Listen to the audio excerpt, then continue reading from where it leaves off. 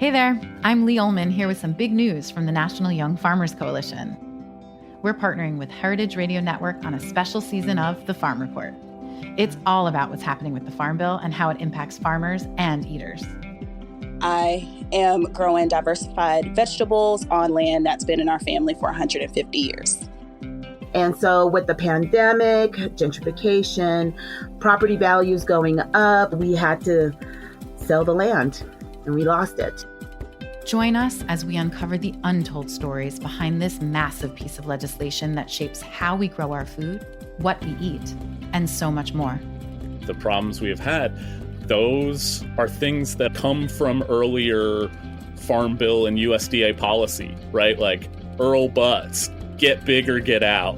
You know, it's my responsibility to know not only what I'm eating, but then like how that all came to be. And realize like, wow, like this piece of legislation, all this money, like it's technically something that I support as a taxpayer. While Congress debates the next Farm Bill, this is not just an invitation to listen. It's a call to action. Be part of the conversation. Subscribe to the Farm Report on Heritage Radio Network, wherever you listen to podcasts.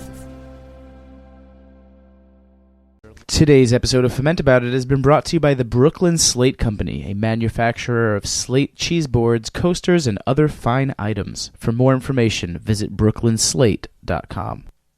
You're listening to Heritage Radio Network, broadcasting live from Bushwick, Brooklyn. If you like this program, visit heritageradionetwork.org for thousands more.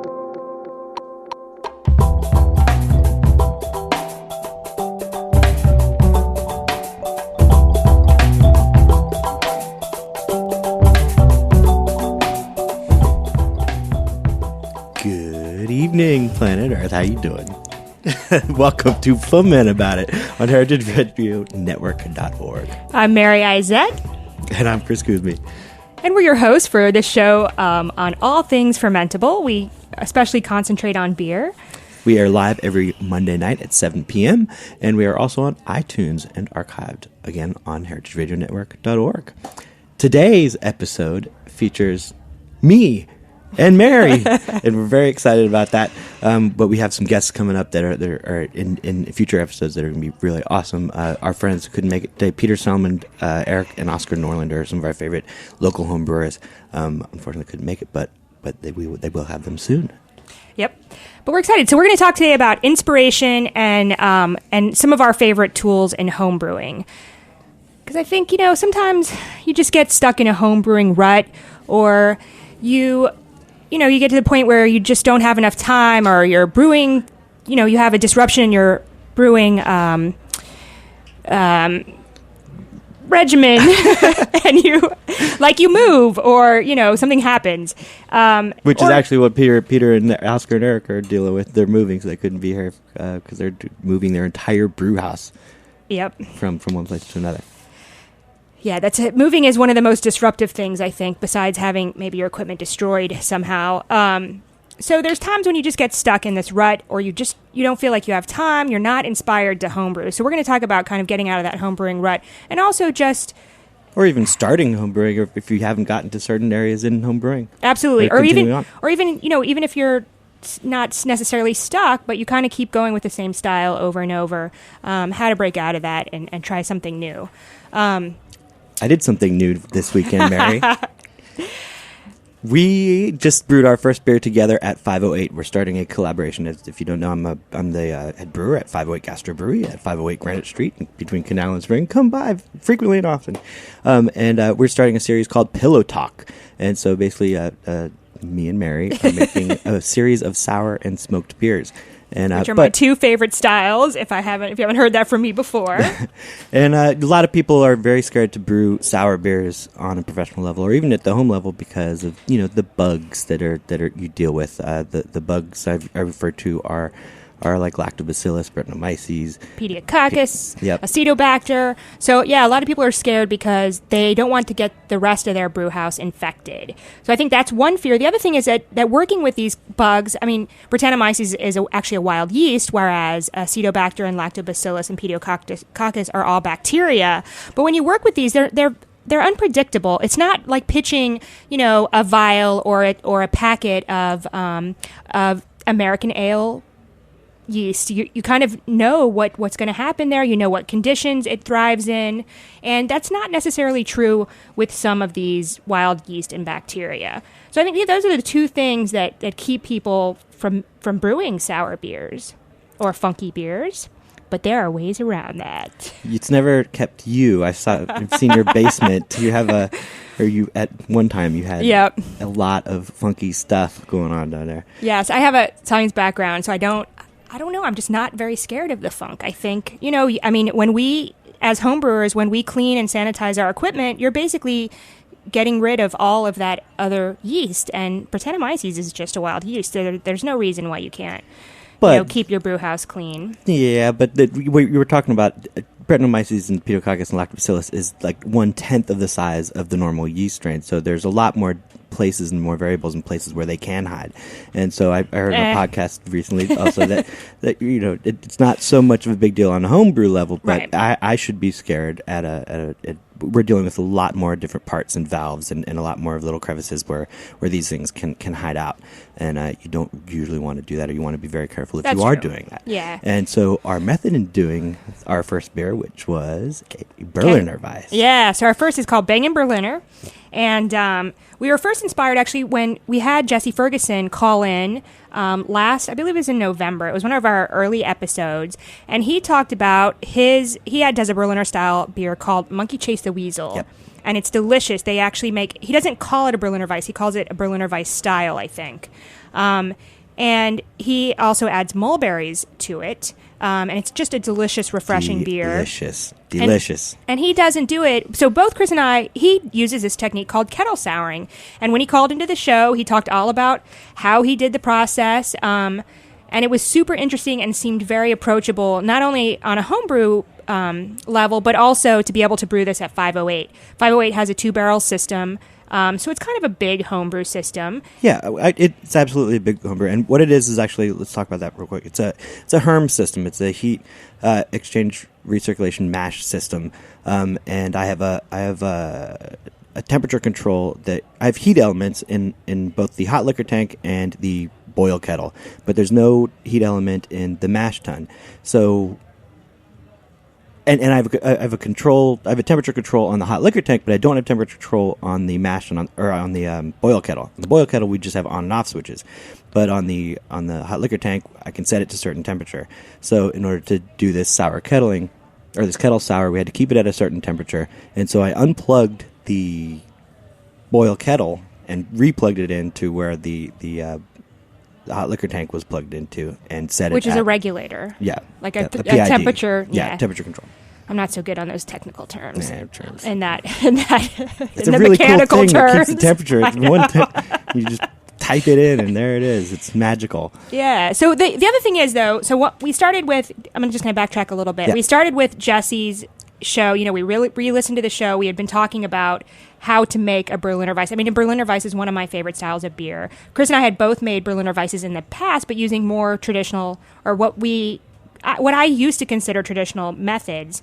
Whereas I did mine, a standard brew. I think I pitched a 5-to-1 ratio of Lactobacillus to Saccharomyces, I believe. I used the recipe from Stan Hieronymus' book, Brewing with Wheat, which is actually a Kristen England recipe. It's an excellent recipe. And I got very good results using that. But again, did you do the lacto first and then pitch a yeast? No, that's a common question for I know, and I don't have my brewing notebook in front of me. I believe I pitched them at the same time.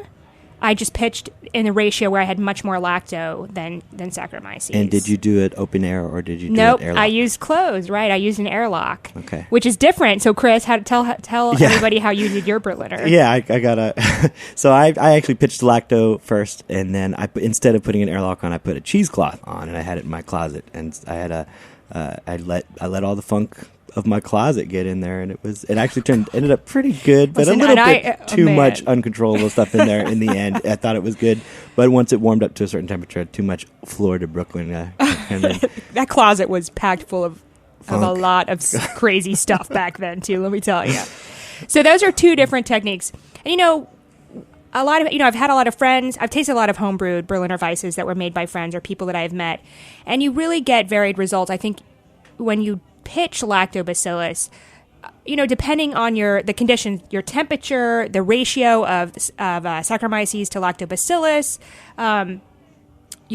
your wort, what sugars are in your wort, that all determines how sour it is. And of course, time. That all determines kind of how sour it is. Also, I got this crazy pellicle going on, and it was interesting. Yeah, pellicles are beautiful. They're scary. But yeah, so anyway, this whole kettle souring, I think, once Jesse called in, really opened our eyes, and it's definitely seems to be somewhat more of a predictable way to get souring. You have more control, I think, in how much sour. It's faster. Can be. I mean, it depends on how much. So it depends on how you do it. If we were to pitch lacto and do the kettle sour, then I feel like that would be relatively more predictable than how we did it. How did we do it? Absolutely. So what we did is we did the same technique as Jesse. Once we did a standard mash. We mashed low. I think, what do we end up mashing at? Like 149? Yeah, 149. So around 149, we used half wheat, German wheat, and half pills. Got it about 1036 gravity going into the kettle. Yep. So we, racked it over to the kettle, or pumped it over to the kettle. My brewing system now looks terribly primitive compared to brewing on 508's brewing system. I love all the heat controls and the pumps. Pumps are great. We don't have a pump in our home brewery You look yet. good in pumps, though. But anyway, once we pumped it over to the kettle, we then stabilized the temperature first. We got it down to about 108, and using this PID, this control, and just kept it right there. And then we took 1 pound of unmalted. Well, actually, and to get it down that far, so we actually topped it off with a little water because we were slightly higher gravity than we wanted. We threw filtered cold water. Yep. And then because we didn't have hours to wait, it was Friday night and it was getting a little late, so we actually ran it through a wort chiller to chill part of the wort. Using said pump, we pumped it out of the kettle as if we were doing a whirlpool, except this time with the chiller and back in. Yeah, so that was our shortcut. Just that's something that could be done. Certainly, if you're doing this. Anyway, so we stabilized it. We got it around 108 degrees. We had a probe. We have a probe taped to the side of the brew kettle. Mm-hmm. And we figured out that there was a differential of about 10 degrees between what the probe was and then the temperature probe that goes inside the brew kettle that you just read. But the probe that we taped on the outside is the one that is actually hooked up to the heat regulator.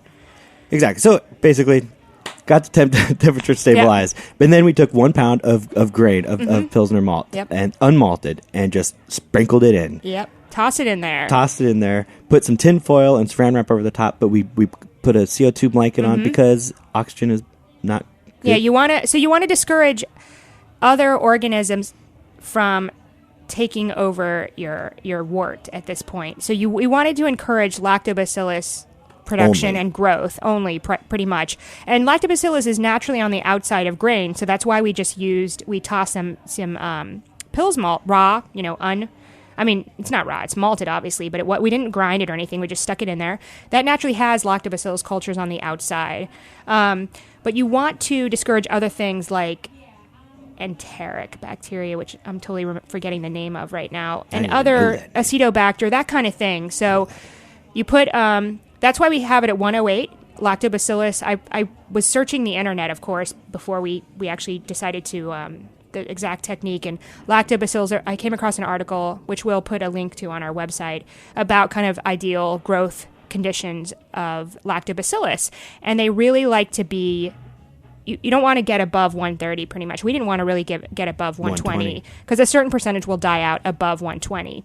I think ideally they really like to be at like 98.6 degrees body temperature, but they also will thrive in higher temperatures as well, whereas other bacteria and yeast will not thrive at those temperatures. Right. So we decided, we wanted it between 105 and 115 and ultimately 108. And then the CO2 takes out the oxygen, and lactobacillus does not need oxygen to grow. So we wanted to, again, eliminate any of those other bacteria that might feed on oxygen. So CO2 blanket, we didn't have he doesn't have like the kettle top is wood and it's not tight. It's not a tight seal. So we put aluminum foil down first and then a bunch of saran wrap, and that totally worked. It was fine. And if you're doing this at home, which is easy and fun, and you don't, I mean, maybe you're not able to keep it at a certain temperature, or you could as regular as what I'm able to do at 508. But you can put it in your oven. If your oven goes down, you could probably test, or maybe if you have if your oven is open a little bit and keep your oven on at the warm temperature, check what temperature your oven is, and then do this and basically, then you just taste it throughout days. I mean, for us, we left it for 40 hours, and then went to a boil. Yep, and yes, it was sour delicious. and lovely. Yeah. Now it's a little weird tasting a sour beer because, of course, it is unfermented, and there was a lot of DMS when we first took a taste. Because, of course, I mean, this thing was cooking basically. I mean, it's at 108 degrees. It's producing a lot of DMS, dimethyl sulfide, and there was nowhere for it. We're not boiling it off or anything. So that was a little off-putting at first, but we had to put that aside when we tasted. It's nicely sour. It does have still a lot of sugar because, of course, it's not fermented yet. So that was kind of interesting. But once we cooled down the sample, I mean, I think it's going to be a great beer, and it was a super fun experience. And if this works out, we have lots more plans. We're going to do a Kentucky Common. It definitely worked out, and I think that you can do this for any beer you want. If you like sour, this is a great way to do it, and it also keeps your brew house safe. Why? Yep. Because at the end of all this, after those 40 hours that we waited and got it sour, we then boiled it and killed all that lactobacillus. So we got the flavor, but we killed off the lacto by pasteurizing or boiling for a very short. And we decided to boil because we didn't. If you do a decoction mash, then you can get your hops. You can get your hop bitterness in that way. That's how I did my original Berliner Weiss at home. Is I did a decoction mash and no boil. So that's how I got my hops in. You really, in order to, you would only need to bring it to like 180 degrees to kill off the lacto. Right. But because we wanted some hop utilization, we went ahead and boiled just for 15 minutes. And we had to add more hops as a result of that in order to get the IBUs that we wanted, which wasn't many. I think we were around 5 to 8 IBUs. 5 to 8 IBUs with a low alpha hop. We used a low alpha German Hallertau version called Herzbrucker, which is a really cool, really neat hop. Yep, and then we pitched Nottingham yeast last night, and it's fermenting. The things to be careful are also pH here. Yeah, that's the one thing. We didn't have a pH meter. We ordered one. I think it's being delivered tomorrow. It actually is in my bag right now. It got delivered today. So that is something that we'll do different in future Pillow Talk sour collaborations, is use the pH meter, because it's helpful to take pH readings along the way. I think that's a good way to align finding how sour you are, and also making sure that you're not going to kill off your yeast or let your yeast thrive. And also, then you can replicate the experiment, so you'll know what pH. If we knew what pH we were at, if we wanted to replicate this Berliner, it'd be a lot easier if we had the pH, besides just relying on our taste buds. Right, we wouldn't have to taste it all. We would just get it down to that pH and let it ride. Yep. Anyway, we're going to take a quick short break. Thanks for listening to Fuhmentaboudit on heritageradionetwork.org.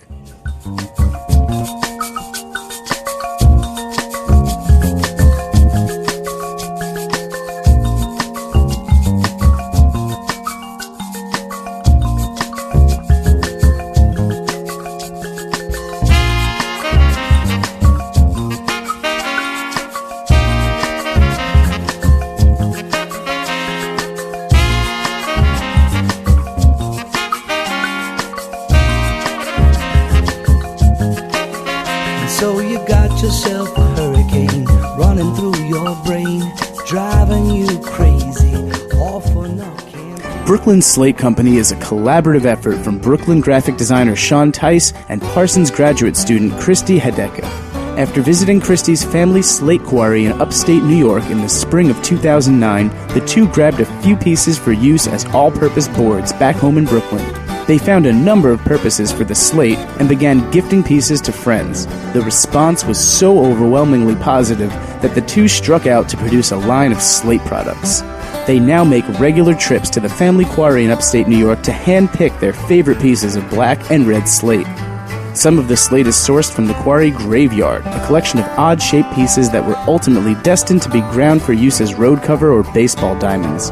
They then transport the pieces to their studio in Red Hook, Brooklyn, where they do additional cutting and clean the stone to be food slate. Every single piece of packaging that comes with their products, from the envelope to the burlap bag, can be repurposed for other uses. The end result is a product completely unique in cut, shape, color, and overall presentation. For more information and to order, visit brooklynslate.com. Oh, we got to talk about homebrewing. Yeah, Mary wants to talk about homebrewing stuff. Hey, welcome back to Fuhmentaboudit on heritageradionetwork.org. I'm Chris Cuzme. This is Mary Izette. And in the studio, we have Jaren David taking pictures and having fun. You can see these pictures. He's an awesome graphic designer and photographer and a dear friend. Yep. And if you haven't met him, goddammit, get yourself to New York and meet Jaren David. That should be on everybody's list. And he takes the majority of the photos that are on our Facebook page as well as our website. We finally updated our website last week, so we will have tonight's episode, all the links and all the good stuff that we talk about, probably tomorrow. I can't guarantee tonight.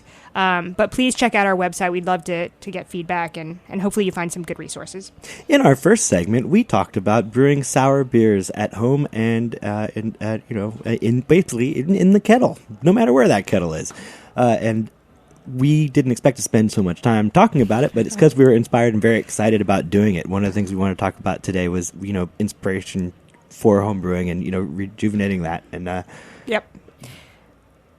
So I want to say, well, first of all, before we go from the sour, so these are kind of like what my takeaways.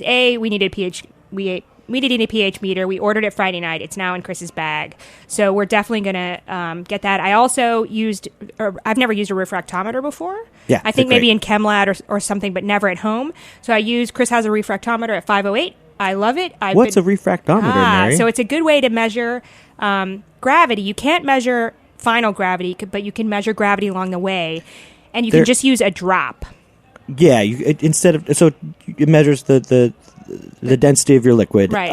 And it automatically accounts for the temperature of your liquid. So you can take a hydrometer reading or a gravity reading, straight from your boil kettle, any temperature in your mash tun or whatever's happening, you can do that. But once there's alcohol involved, it kind of offsets and messes with its structure. There is a graph and a program to account for that. I actually don't know where it exactly is. I know there's one on Moreberry. It's great because a lot of times, I want to take a gravity reading when I'm boiling at home to see, how maybe I'm boiling a little faster than I think. Especially, I just started. I brewed for the first time a week and a half ago on Chris's stove, or what's my stove now, and I've never brewed on that. And I think I boiled a little faster. It's still your stove. My kitchen. I was boiling a little faster, and it would have been great if I had a refractometer because I could have taken gravity readings along the way and known kind of where I was at. Also, it's a new stove. I wasn't sure my efficiency was going to be the same. So I think it's a helpful tool. They're actually pretty inexpensive. I think I got mine for under $25 that's on really Amazon. Yeah. And it shipped today. I like it. I like the refractometer because if you have a target gravity that you're going for, that you can stop your sparge going into your kettle if you've already reached your gravity, or and then top off with water or. And you don't have to take, it just takes a couple of drops. You don't have to take all the ounces that it takes to fill your hydrometer tube, which is a huge benefit, I think, as well. Absolutely. And you don't have to wait for it to cool, so you can do it in real time. Because if you were taking from your boil kettle and then putting it in your hydrometer tube, then you have to cool it. You have to wait for it to cool down. Then That's you're losing time while it's going on, and you wouldn't, it's brew time. You gotta be brewing. The other thing is that I do a lot of other lacto cultures, lacto fermented beverages like sodas and ginger bugs and flies and stuff like that. And I think that you could actually do kettle souring. I know that some people will kettle sour by adding a packet of lactobacillus. Now, one reason why we use the grain is lactobacillus is actually pretty darn expensive. I think it's like $11 to $13 at our local homebrewing stores for one packet. And why invest in that if you don't need to? But that would be a cleaner way than using grain, especially if if you can't keep your temperature consistent to get the kettle souring at home. The other thing is, another takeaway is that I want to experience with is using some yogurt cultures, either from straining the whey from yogurt, or I picked up some yogurt cultures at Brooklyn Kitchen over the weekend, and I'm going to play with those as well. Aren't you a teacher at Brooklyn Kitchen? Yes. So I'm joining the teaching staff at Brooklyn Kitchen. We hinted at this last time, but I'm teaching the April 11th Intro to Homebrewing class. You can sign up now. Actually, it's on their website. It's at 6 p.m. They usually run from about 6 to 8:30. The price is $145, and that actually includes a a kit. So it's really a good deal. I mean, you go home with all the information and the kit to make your first beer. I mean, you could actually start brewing that night. It's an awesome store, too, and they're great people, and they are also sponsored of Heritage Radio Network. Right. Yep. We love them. So that's going to be my first time. I'm probably going to be co-teaching or teaching, and then I'll be teaching in the future. And I'm very excited. I mean, the other thing is their facilities are amazing. They have an amazing kitchen. It's really an incredible store. So... Yeah. Do you have any more take-homes from the beer that we did? No. No? That's it. But let's talk about some of the tools. I was about to say that, yeah. So we use different tools for the homestead and there. And when we say tools, we're talking about actually brewing software. Right. And that was something interesting. So I actually sat in on a Dan Pizzillo is another instructor at Brooklyn Kitchen, and I sat in his beginning homebrewing class a week or so ago, and it's really interesting because a lot of stuff, even though, Chris and I go to the New York City Homebrewers Guild, we go to the Brooklyn Bruisers meetings, we have tons of friends at Homebrew, there's certain things like you never talk about, and brewing software is one of them.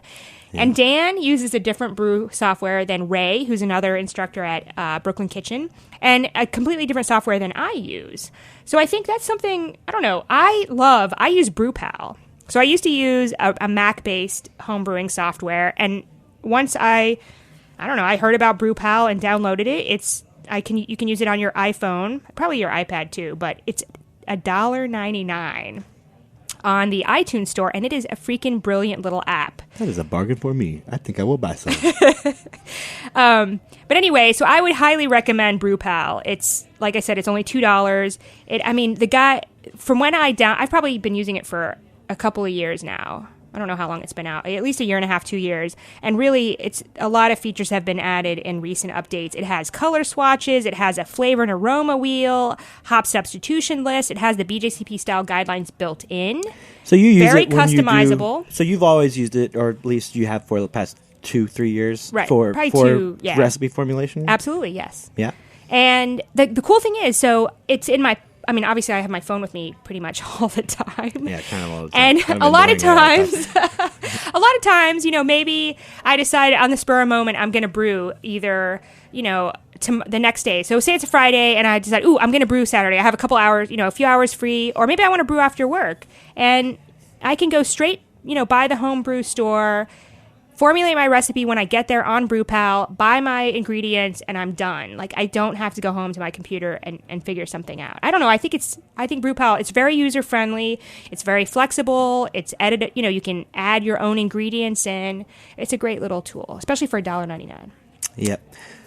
Yep, I use that a little bit. I'm relatively new to using brewing software at all. I mean, even in Homestead, I think I got BrewPal a year ago when I started brewing with you at your house, and I was like, that's actually pretty nifty to have, and it has helped out.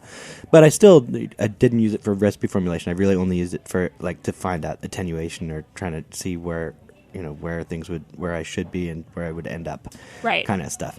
Now it's a different ball game. Shit just got real up there, and I got to be brewing at 508. And I actually ended up getting because my predecessor had been using Beersmith. I've moved on to Beersmith, and I really like that program. Yeah, and that's very popular as well. They have a great. I mean, the website's fantastic, and the interface is. I've watched you use it. Yeah. I mean, same thing. You dial in everything, and it gives you the color, and also it gives you the BJCP guidelines. So it dials you on where you are, kind of within the range. If you want to brew to style, or if you want, as close as you want to be. Yep. And it has helped a lot. But you have to know the efficiency of your brew house. That's where things kind of change, and that's where I'm definitely learning a lot here at 508 because. I'm getting ridiculous efficiency. Like I'm getting roughly 90 to 95% efficiency, and I think that maybe I need to, readjust my mill because my grist is pretty, pretty fine. But I'm not noticing any astringency. Right. So it's true. I mean, everything's been okay, but everything I aim at has been just imperial, my imperial table beers. It's been pretty fun, but I'm learning. So you type that into these things and to get the the other thing is though, I think a lot of times what I'll do if I want to look for recipes, I mean we've talked about this book before, but Brewing Classic Styles by Jamil Love him. Is a fantastic book, and usually if I want to base my beer on a style, I go there, I look, kind of roughly what they use, and then go from there. I mean, the other thing is BrewPal, and I think a lot of homebrewing software does this, is it'll kind of tell you how close you are to the BJCP style. Right. As far as like IBUs, original gravity, that kind of thing, color. And that's helpful as well, but definitely looking at recipes. Otherwise, I scour the internet. I'm a consummate internet researcher. And there's a lot of, you have to filter through a lot of it, but there's a lot of very helpful information on the internet. I always say to my Saxon students, it's the idea is to learn everything and forget it as soon as possible. And, you don't have to brew to style at all. Like these things are kind of fun, but you also good. Don't want to go into, but it's good reference. And once you brew for a while, start. You know what's going on and what flavors impart, or what grains impart different flavors, and you get a better idea. I had a fun time going to I brewed a collaboration beer with Brian Strumke of Stillwater recently down at 508 called, excuse me, called Hamber. It's a smoked amber ale, and we just didn't really know exactly what we wanted. We knew we wanted a good amount of smoked malt, and we wanted it to be an amber ale, and then we just went to the homebrew store, and it's kind of like we did the thing that I usually kind of shun upon. Like, I don't want to just like pick this and that and then end up with this brown beer. But we were very judicious and got different things, and basically really were just got great complexity in it, and it was really, really nice, and it was inspiring to do that instead of like planning it all out ahead of time, and it was fun. Different than what I often say compared to like I was inspired last year by Drew Beecham's talk about the power of one and not using too many ingredients, and when a common mistake is going to the homebrew store and just like, I'll use that, and then it all ends up being this brown beer, and sometimes less is more. Yep. So with that, actually, another thing besides all these. So I actually got this grow mat, which is designed for seedlings, and it comes with a regulator. Or I bought a regulator that goes with it as well. And our apartment right now, frankly, is too cold. We live in this very drafty loft in Williamsburg, Brooklyn, and it's like too cold to ferment some of the lactose stuff that I want to ferment. So I can't remember where I came across this, but anyway, I bought this seed heating mat. It was not very expensive, and so I'm going to be setting that up this week and doing a lot of other, my alternative fermentations that I love and hold dear to my heart. But the other thing that I'm interested in doing is table beers. So we were over Craft Beer Week. We were at Josh Bernstein's Homebrew Jamboree at Jimmy's, and Kyler Surface had this delightful Scotch ale. You mean Jimmy from Beer Sessions Radio on heritageradionetwork.org on Tuesdays at 5? That Jimmy? Absolutely. Jimmy's a huge supporter of our homebrew community. But anyway, Kyler had this Scotch ale that was 2.8%. So his wife is breastfeeding, and he wanted to make her a beer that was, delightful, but yet low alcohol enough that wasn't going to get the baby smashed. Exactly. And it was really a nice beer, very drinkable. So I want to do a table beer contest. So we're going to ask you guys, it could be anything, but it has to be under 3% alcohol by volume. And we're going to have more details on this on our website, and we'll talk about it next week a little bit. But basically, is Kvass legal on this?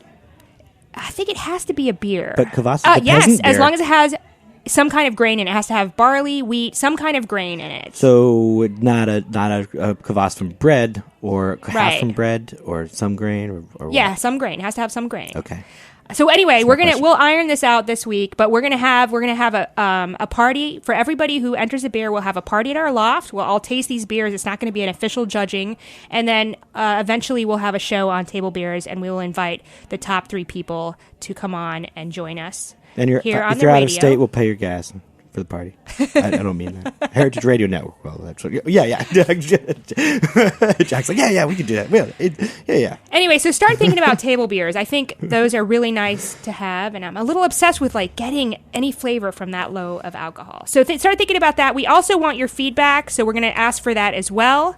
We're going to ask for your comments on our Facebook page, on our website, or please email us at fuhmentaboudit@gmail.com. We're going to take everybody who comments and gives us feedback. What do you want to hear? What do you want us to talk about? Who do you want on as guests? We're going to take all the comments. We haven't forgotten the rice wine thing. We're working on it. We'll get That's true. And we're going to choose a winner, and we'll raffle a winner from everybody who comments, and then we're going to get a guided tasting at 508 with Chris and myself. Hey. So we'll have some beer and some food and some fun. So anyway, please let us hear from you. We'll put that information on our website probably tomorrow. And thanks for listening to Fuhmentaboudit on Heritage Radio. We're doing wine next week, so tune in. Why not? Thanks for listening to this program on heritageradionetwork.org. You can find all of our archived programs on our website or as podcasts in the iTunes Store by searching Heritage Radio Network. You can like us on Facebook and follow us on Twitter at heritage_radio. You can email us questions at any time at info@heritageradionetwork.org. Heritage Radio Network is a non-profit organization. To donate and become a member, visit our website today. Thanks for listening.